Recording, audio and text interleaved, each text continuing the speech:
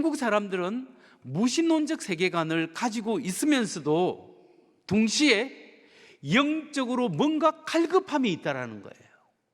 뭔가 채워지지 않는 그런 불안이 있고 갈급한 그런 영적인 갈급함이 있다는 사실을 우리가 이 통계를 통해서도 알 수 있는 거죠. 어찌 보면 하나님을 믿지 않는 사람들은 뭔가 자유로운 것 같지만 뭔가에 갈망하고 갈급하는데 갇혀 있다라고 볼 수 있습니다. 갈망 속에 갇혀서 살아가는 사람, 끊임없이 뭔가를 추구하고 뭔가를 기대하는, 갈급해하는 그런 갈망 속에 갇혀 있는 사람이 있습니다. 반면에 하나님을 믿는 우리 크리스찬들은 겉으로 보면 우리가 예배를 드리고 고리타분하게 도덕적으로 살아가기 때문에 고리타분하다고 생각할 수 있지만 그렇지 않습니다. 우리는 진리를 가졌습니다. 참된 진리를 알고 경험하는 사람은 오히려 자유로울 수 있어요. 무엇이 진리인가? 어떻게 살아가는 것이 참된 삶인가? 무엇을 위하여 살아가는가? 인생의 의미와 목적을 분명하게 아는 것이 크리스찬이에요. 그러니까 그 삶이 더 자유로울 수 있습니다. 여러분, 요한복음 8장 32절에서 예수님께서 이렇게 말씀했습니다. 진리를 알지니 진리가 너희를 자유롭게 하리라. 진리를 알지니 진리가 너희를 자유롭게 하리라. 진리가 뭐냐? 진리는 예수 그리스도예요.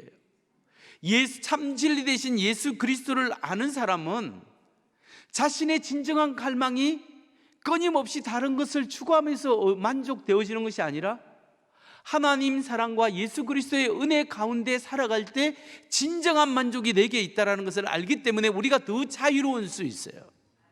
여러분, 우리가 우리 자신의 정체성에 대해서 잘못 이해하면 안 됩니다.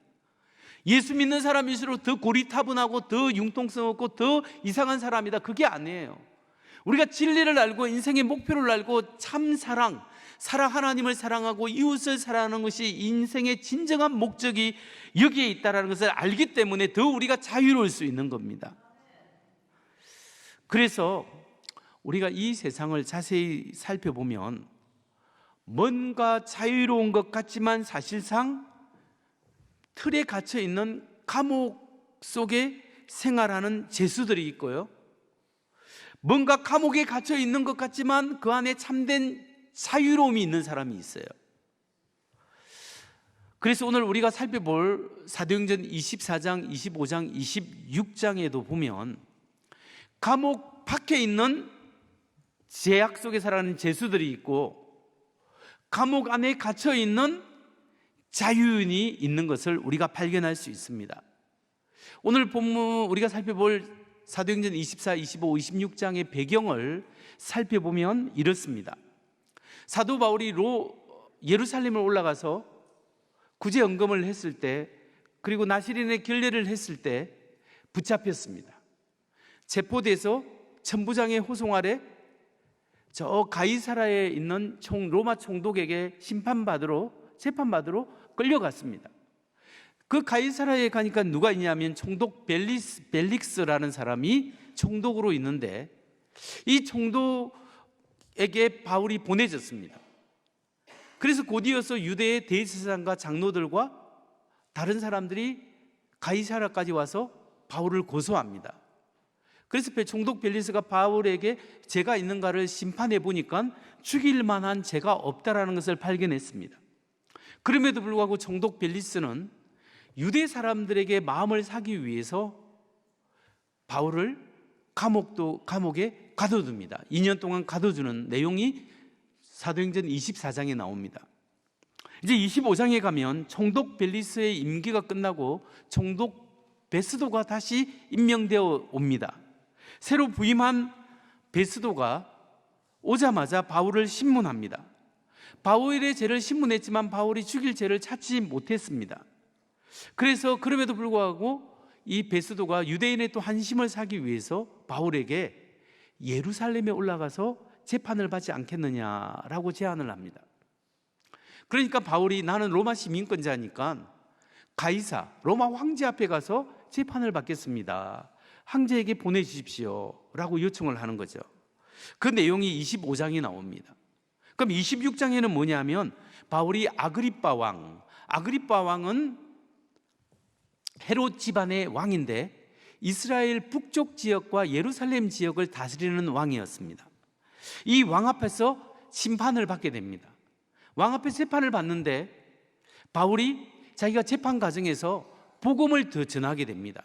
이 예수 그리스도의 복음을, 죽음과 부활의 복음을 듣고 베스도 총독은 하는 말이, 바울아, 너의 많은 지식이 너를 미치게 하는구나 라고 평가하고, 아그리빠 왕은 네가 작은 말로 나를 그리스도인이 되도록 설득하는구나, 이렇게 하면서 그 복음을 거절해 버리는 거죠. 사도행전 24장, 25장, 26장 말씀을 통해서 발견할 수 있는 것은 감옥 밖에 있는 죄수가 있고 감옥 안에 있는 자유인이 있다는 것을 발견할 수 있습니다. 그렇다면 여러분, 과연 어떤 사람이 감옥 밖에 있는 죄수이겠습니까? 또한 어떤 사람이 감옥 안에 있는 자유인으로 살고 있겠습니까? 자기가 자유롭다고 하지만 실상은 갇혀 있어 죄인의 모습으로 갇힌 모습으로 살아가는 삶의 특징은 무엇일까요? 마치 뭔가를 틀에 있으면 고리타분한 것 같고 어리석은 것 같지만 진정한 자유인의 삶을 사는 사람의 특징은 또한 무엇일까요? 우리가 첫 번째 살펴볼 질문은 이것입니다. 감옥 밖에 있는 죄수는 과연 누구인가? 그리고 감옥 밖에 있는 죄인의 특징은 무엇인가? 라는 질문입니다. 여러분, 누가 감옥 밖에 있는 죄수이고 그 감옥 밖에 있는 죄인의 특성은 무엇일까요? 첫째로, 로마 총독 벨릭스가 감옥 밖에 있는 죄수고 하나님의 말씀이 죄를 지적할 때 회개하고 돌이키지 않는다는 특성이 있습니다. 여러분, 자신이 자유하다고 믿지만은 하나님이 말씀이 그 죄를 지적할 때 회개하고 돌이키지 않는 사람은 사실 감옥에 있지 않지만 밖에 있지만 사실은 죄인의 모습으로 살아가고 있는 것입니다. 사도행전 24장에 나오는 총독 벨릭스는 예루살렘으로부터 압송해온 사도 바울을 신문할 수 있는 권한을 가지고 있습니다. 예루살렘에서 온 대제사장이 왔고 장로들이 왔고 변호사 드둘로라는 변호사도 데리고 왔습니다.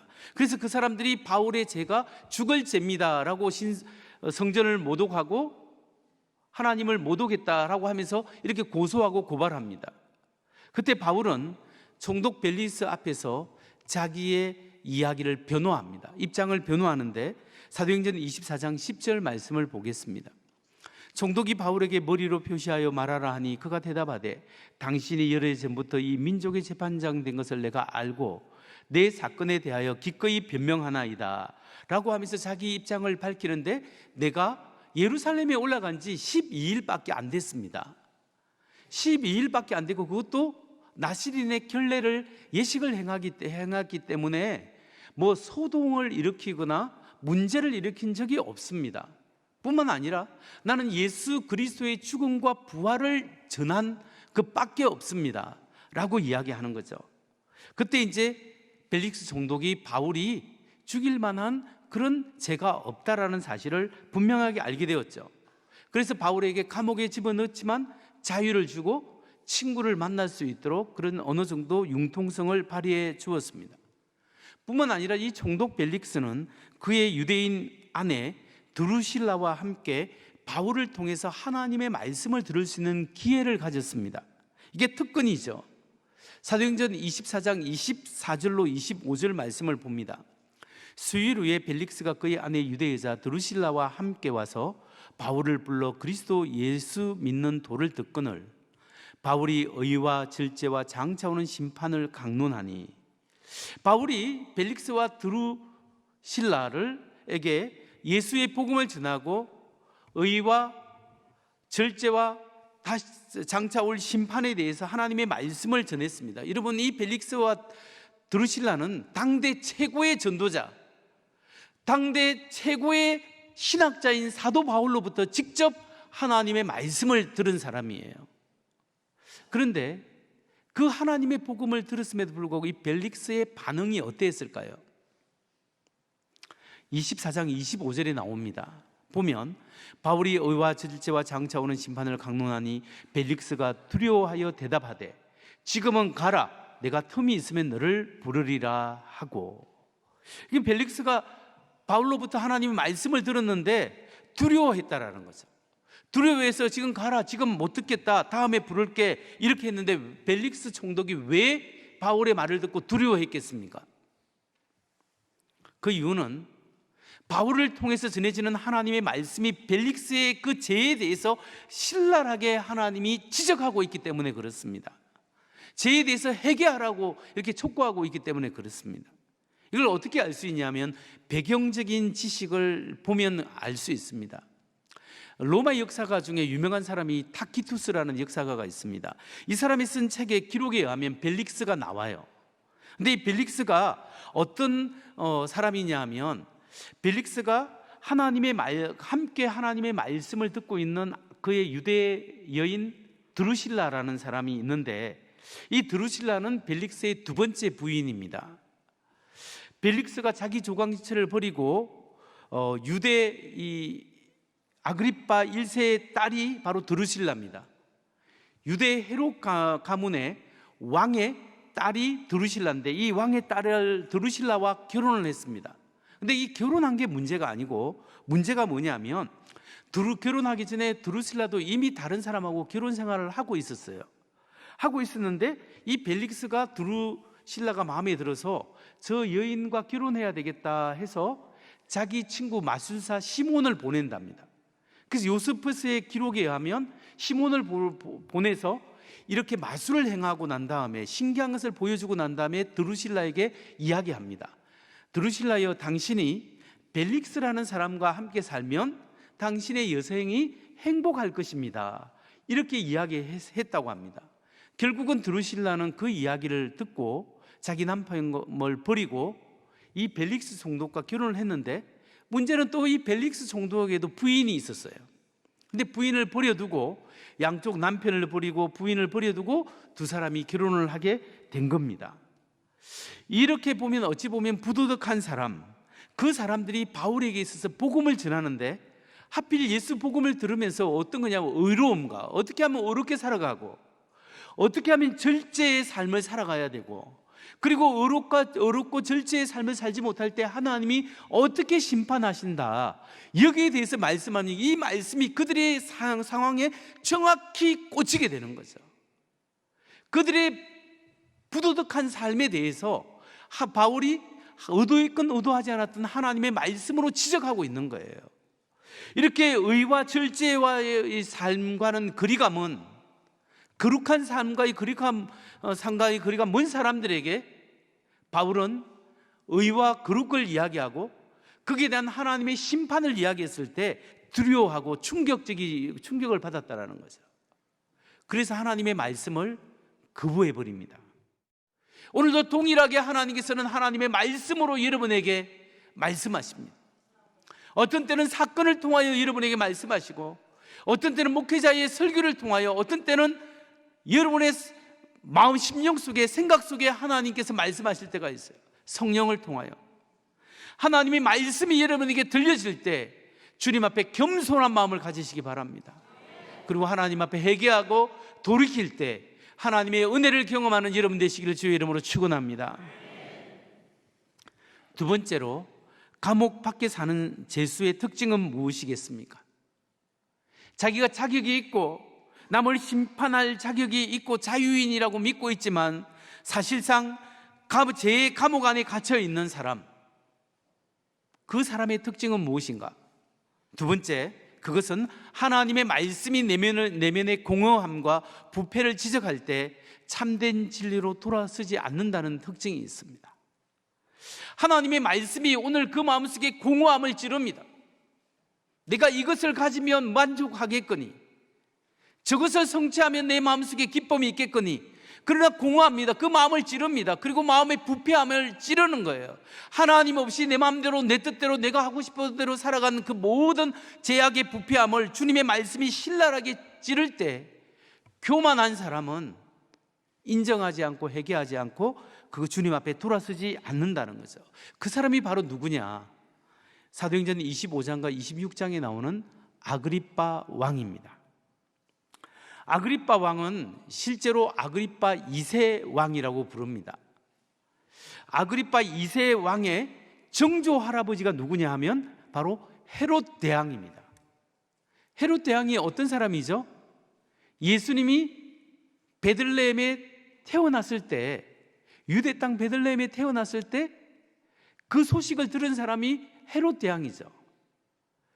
그 동방 박사들이 베들레헴에 가서 별을 보고 베들레헴에 가서 아기 예수에 경배하고 난 다음에 천사의 지시에 따라 다른 길로 돌아갔잖아요. 헤롯 대왕에 보고하지 않고. 헤롯 대왕이 박사들에게 쏘은 줄 알고 2살 아이에 있는 2~3살 이하의 아이들은 어떻게 했다고요? 모조리 베들레헴 근처에 있는 아이들을 다 죽였지 않습니까? 잔인하게 유아를 살해한 사람이 바로 헤롯 대왕이에요. 여러분이 가진 것이나 여러분이 지금까지 성취하고 있는 것이 무엇이든지 간에 가장 중요한 것은 지금 내 안에 무엇이 있는가? 지금 내 안에 예수 그리스도의 은혜가 있고 성령님이 계시고 하나님과의 사귐이 있고 주의 은혜와 사랑이 내 안에 있는가? 오늘도 그리스도의 은혜와 사랑이 나를 감동시키고 나와 그분과 동행하는 삶이 나에게 있는가?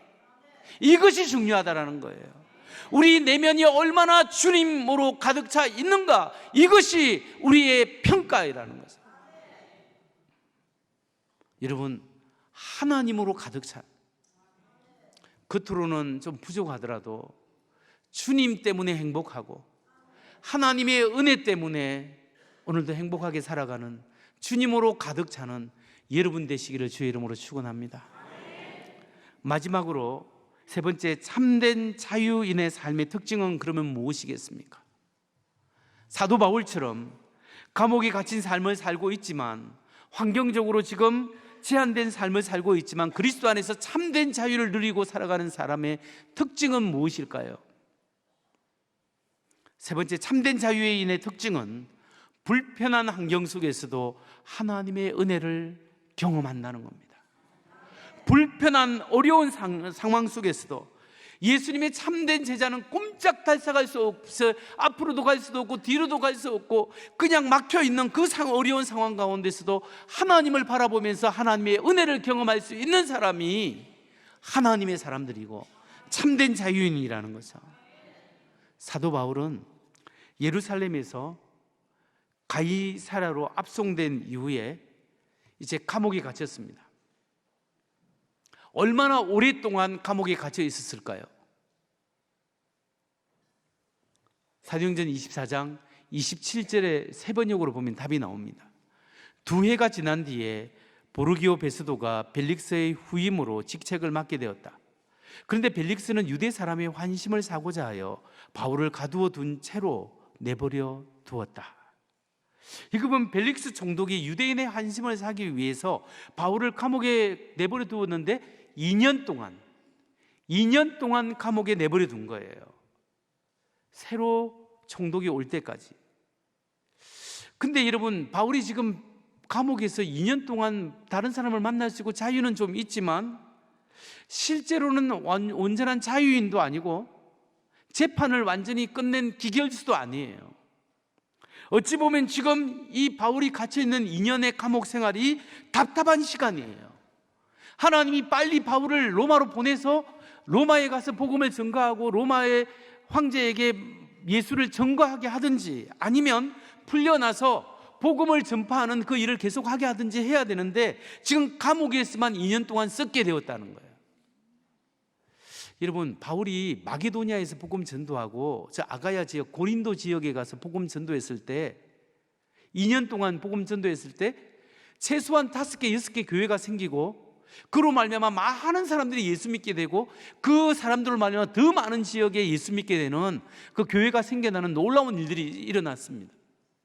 사도 바울이 에베소 지역에서 두란노 서원에서 2년 이상을 말씀을 전거했을 때 그 에베소에 있는 수많은 사람들이 예수 믿게 되었고 그 에베소가 소동이 일어날 정도로 수많은 예수 믿는 사람들이 많았고 그로 말미암아 다른 지역 하이에라폴리스나 골로새나 다른 지역에 예수 믿는 사람들이 많이 생겨나게 된 거죠.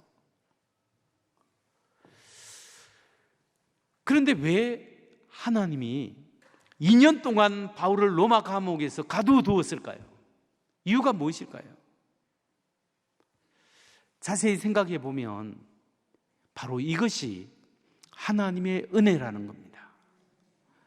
만일 생각해 보세요. 만일 당장 바울이 무죄해가지고 감옥 밖으로 나왔다고 생각해 보세요. 2년 동안 유대인들이 바울을 죽이려고 끊임없이 고소하고 고발했는데 그 사람들이 바울을 놓지 않습니다. 이제는 바울이 어느 곳에 가든지 따라가서 바울을 암살하거나 죽이려고 하는 거예요. 그런데 그 바울을 하나님께서 이 로마 감옥 안에 안전하게 묶어두고 있는 거예요. 지금 2년 동안 안전하게 지금 보호하고 계시는 거예요. 그리고 바울이 복음 전하다가 매를 맞고 힘들고 어렵고 죽을 고비를 넘기면서 체력도 너무나 소진했는데 그 안에서 체력도 보강하고 또 뭘 하겠습니까? 기도 생활을 하는 거예요. 하나님 앞에 깊이 기도하면서 복음의 비밀을 더 깊이 느끼게 되는 거죠. 그러면서 바울이 서신서를 쓰게 됩니다. 편지를 막 쓰게 되어서 교회에 보내고 그것이 오늘날 우리까지 전달되는 거예요. 그러니까 하나님께서 바울에게 있어서 2년의 감옥 생활은 하나님이 바울을 보호해 주는 시간이었고 은혜의 시간이고 하나님을 깊이 만나는 시간이었다라는 거예요.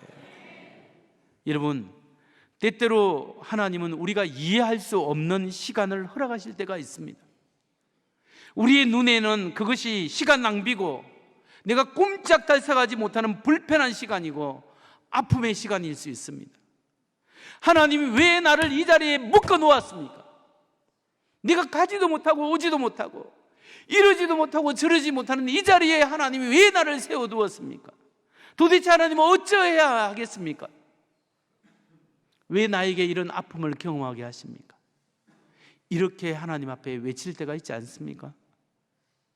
하지만 바로 그 시간이 어쩌면 하나님이 허락하신 은혜의 시간일 수 있습니다. 정말 그 시간이 내가 하나님을 깊이 만나고 내 영혼이 성장하고 나에게 친밀하게 다가오는 하나님을 깊이 만나는 복된 시간이 될 수 있다는 것을 여러분 믿으시기 바랍니다. 제가 이 간증을 하고 마치려고 합니다. 저에게 있어서도 이해하기 힘든 시간이 있었습니다. 분명히 평범한 일상인데 내가 이렇게 살아도 되는가라는 생각하는 시간이 있었습니다. 제가 미국에서 목회할 때 목회학 박사과정을 졸업했는데요. 그때 7사람이 목회학 박사과정을 미국 사람과 같이 졸업을 했는데 5사람은 미국 사람이고 2사람은 한국 사람이었습니다. 한 사람은 제고 다른 한 사람은 지금 사랑의 교회 오정현 목사님이에요. 오정현 목사님하고 저 같이 목회학 박사, 탈북 목회학 박사를 같이 졸업을 했는데 그 졸업식장에서 만났어요. 만나면서 저한테 묻습니다. 젊은 사람이 목회학 박사를 졸업하다니 몇 년 만에 졸업했어요? 물어보는 거예요. 제가 코스웍은 3년 했고요. 논문은 2년 써야 되는데 1년 만에 끝마쳤습니다. 4년 만에 마쳤습니다. 하니까 그래요. 나는 10년 만에 마쳤는데 대단하네. 한국 오면 꼭 나에게 연락해서 우리 교회 사랑교회 한번 찾아와요. 이렇게 이야기를 하는 겁니다. 제가 아직까지 찾아가지 않았습니다.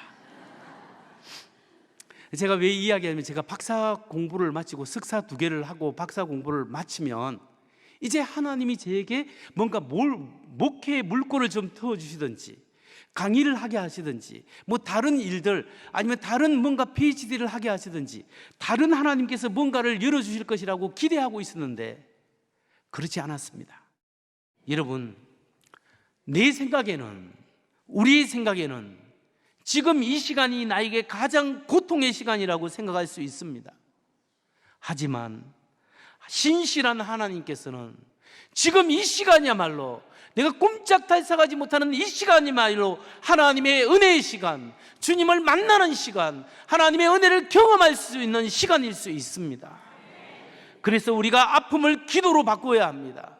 걱정, 근심을 기도로 바꿔야 합니다. 그리고 하나님께 감사하고 그 은혜에 대해서 감사하며 살고 내가 무엇을 위하여 살고 내가 어떻게 살아가야 되는 것인가를 기억하고 내가 예수 그리스도의 복음 맡은 사명을 위하여 끝까지 주님 앞에 달려가는 우리 모두가 되기를 주의 이름으로 축원합니다. 주님 다시 오실 때까지 우리 함께 찬양합니다.